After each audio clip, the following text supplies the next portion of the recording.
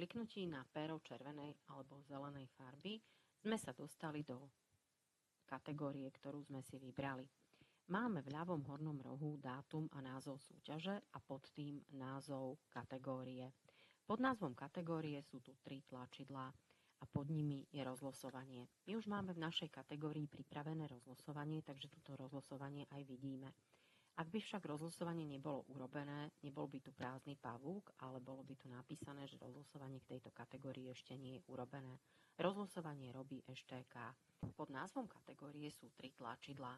Prvé z nich je posledné uloženie. Toto tlačidlo používame v prípade, že kategória, ktorú ideme teraz zapisovať, je rozdelená na viacero zápasisk. V takom prípade na niektorom zo zápasisk by už mohli prejsť nejaké výsledky, takže my po kliknutí na posledné uloženie by sme získali tieto výsledky a vedeli by sme, v ktorej časti pavúka máme vlastne pokračovať.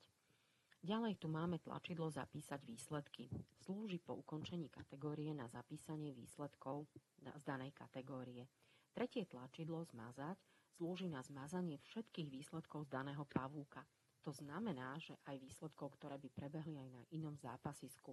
Je dôležité pri ňom postupovať obozretne a uvedomiť si, že týmto vymažeme naozaj všetky výsledky z daného pavúka. Preto sa nás aj po stlačení na toto tlačidlo program spýta, či sme si istí tým, že chceme tieto výsledky zmazať. Ak sme si túto operáciu rozmysleli, môžeme stlačiť Zrušiť.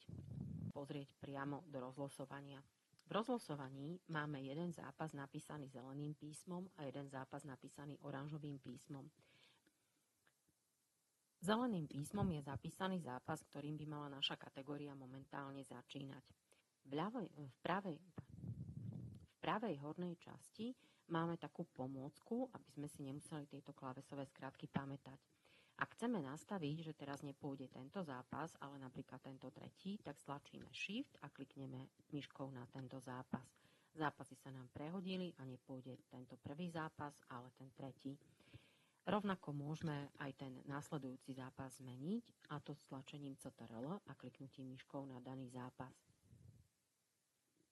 Ja to vrátim naspäť, ako to bolo, a vysvetlíme si, ako sa zápasy bez nášho zásahu budú posúvať. Najskôr prebehnú zápasy prvého kola, potom prebehnú zápasy druhého kola a potom nepôjde finálový zápas, ale najskôr prebehnú repasáže a až následne posledný z týchto zápas v tejto kategórii bude finálový zápas. Teraz môžeme prejsť k časomiere.